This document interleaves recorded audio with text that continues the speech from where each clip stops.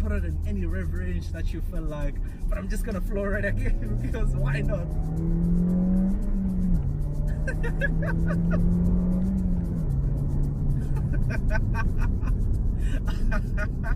No, that thing is so much.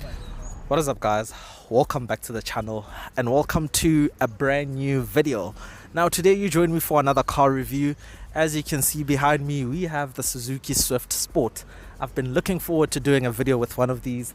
Big thanks to BB Group Suzuki Zanin. This car is actually coming from them. That's actually the place where I got my Swift GLX. And a big thanks to Dion, who works over at Suzuki Zanin. She's helped organize this shoot for me. Now, yeah, I really do hope you guys enjoy this video. Let's get into it.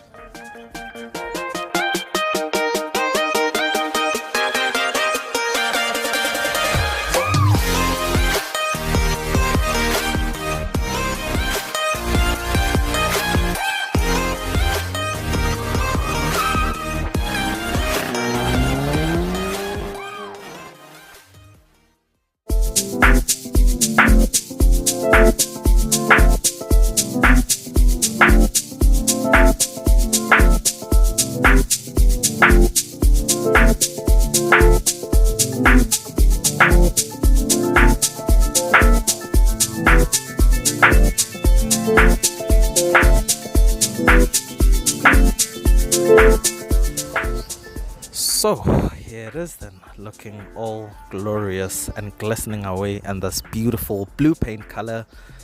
Yeah, this is quite a mean looking car. Now I want to show you all the features that are different on the Swift Sport compared to, well, my GLX would say. And to begin with, the frontal area, the Swift Sport comes with full LED lights that include daytime running lights. As you can see, they're flickering away. The front bumper is more aggressive, it's more angular, it just looks more mean. So the front grille is wider to add to that aggression. There's also a front splitter going on down here across the entire front bumper. The bumper is also protruding out forward just to make it a bit longer for that sporty look. These fog light surrounds are also, well, longer and wider just to beef up the car. So coming around to the wheels, the Swift Sport in South Africa comes with 16-inch wheels, but I know in some markets overseas you can get them with 17-inch wheels. The brakes are bigger than on the standard car. Coming around to the side, you have very aggressive side skirts which are covered in the pseudo carbon fiber vibe going on. Yeah, very aggressive indeed. Coming around to the back, there is a roof spoiler kind of protruding out, of course adding to that aggression, adding to that sporty look and so on. And the back is, I think, dominated by the two tailpipes, which look absolutely cool. There's also a rear diffuser, which is quite complex in a way. It looks absolutely cool. As you can see, it looks really, really nice.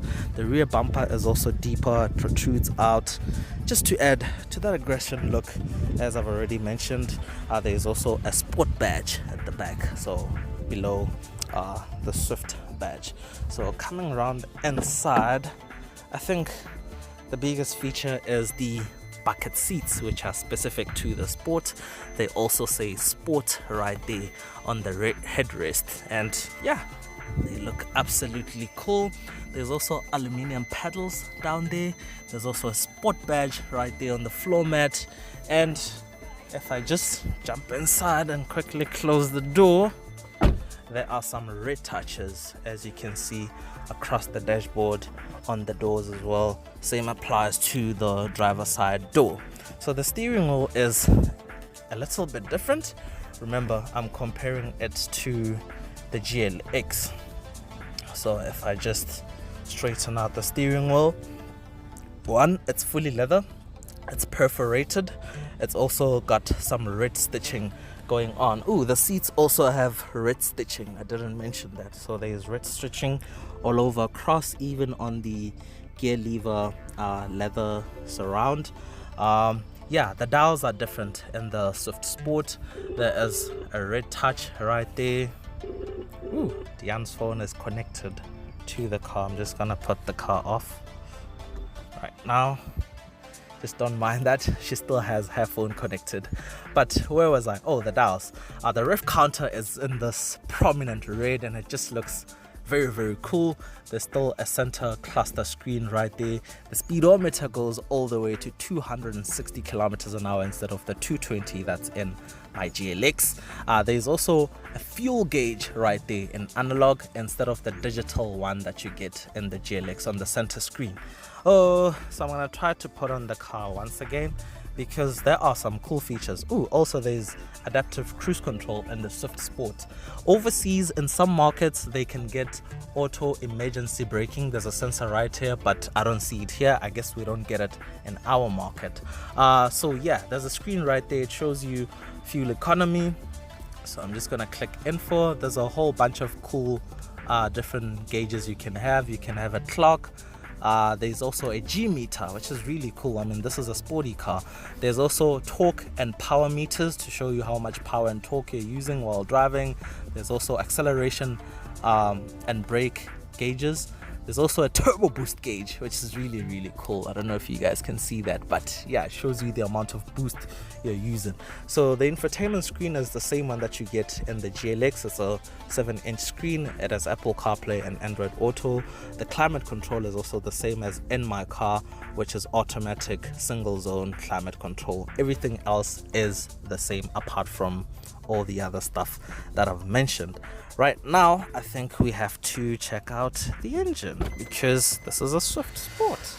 So, the power plant. So, here's a very cool thing. This engine is actually called the Booster Jet, and I think that's a very cool name. It literally says Booster Jet right there. So, this is a 1.4 liter turbocharged motor pushing about 103 kilowatts, which is about 140 horsepower and 230 newton meters of torque. This specific car is mated to a 6-speed manual, but you can also get it as an auto. So the turbocharger is literally right there underneath this heat shield. So acceleration times 0 to 100 kilometers an hour in about 8 seconds, which doesn't sound particularly quick, but this car weighs about 970 kilograms, which is very light. But with everything that's been said, let's actually go for a drive. So guys, you join me inside the Suzuki Swift Sport. Just gonna go for a quick drive. Like I already mentioned, this one is actually a manual. I'm really glad it's a manual. So one interesting thing about this car, it actually doesn't have any driving mode, so you just drive it whichever way you want. But man, it's got so much punch. Remember, the numbers are 103 kilowatts and 230 newton meters of torque, and coming from the Swift GLX, which only has 61 kilowatts and about 113 newton meters of torque, this feels like a lot more power. Like, it's really insane.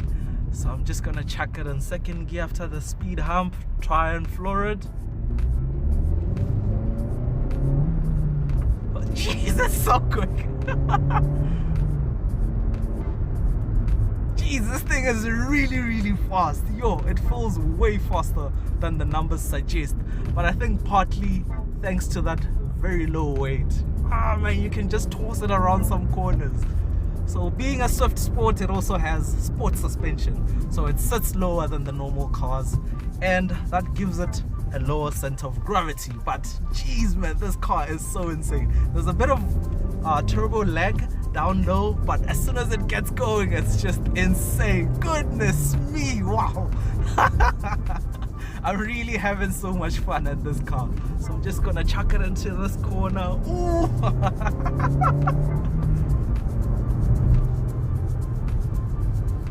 Oh my goodness, this thing is actually tons of fun to drive. Goodness me, wow.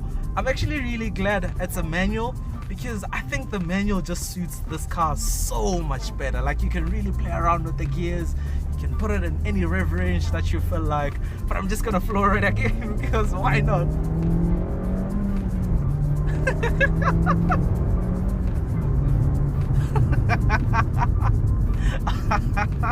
No, it's this thing is so much fun. I'm pretty sure you guys can tell from my reaction. It's so insane. Like, it's so fun to drive. Goodness me. The steering wheel is just like the perfect size. The driving position is insane. The seats are very aggressive. Like, they hold you very tightly. And I'm just smiling because I just want to floor it again. So fuel consumption is about 6.1 liters per 100 kilometers, which is not bad for something which is a hot hatch.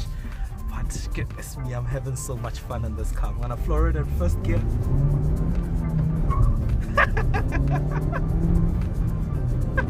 A bit of traction issue right there, but so traction control is on. I'm gonna try floor it again in first gear.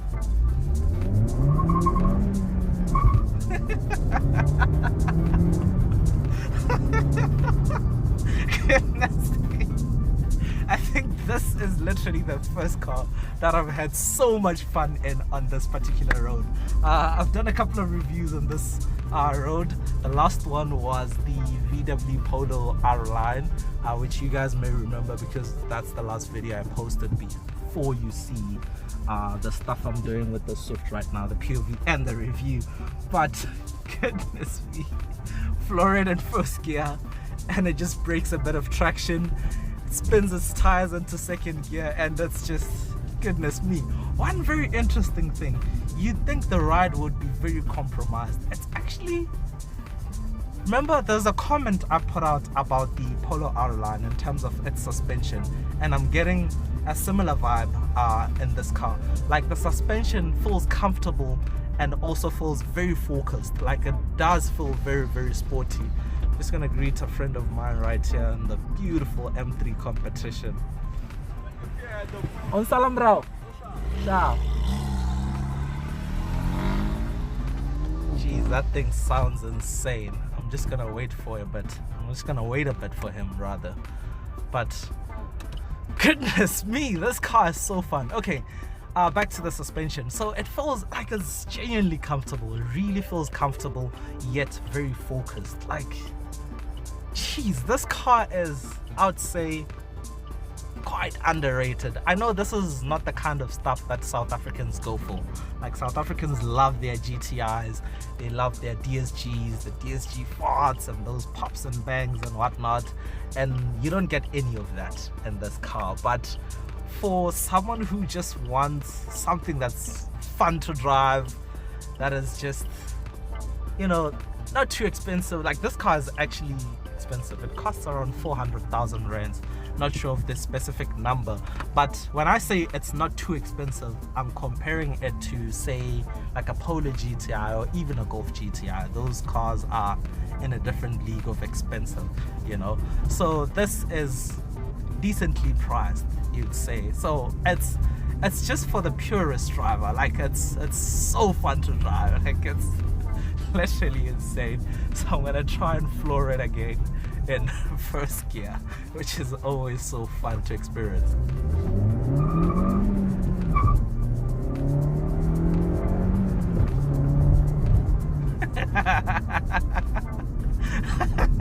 I love how it breaks traction. Like, I really don't want to say much about this car. I just want to drive it because it's so insane to drive. My friend is following me behind in his M3 competition, so I'm gonna dice an M3 competition.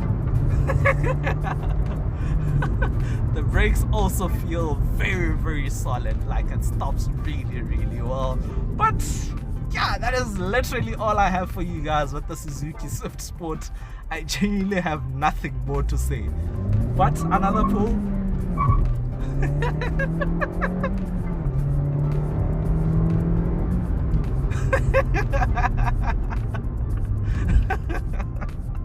But yeah, I'm really hoping you guys enjoyed this video.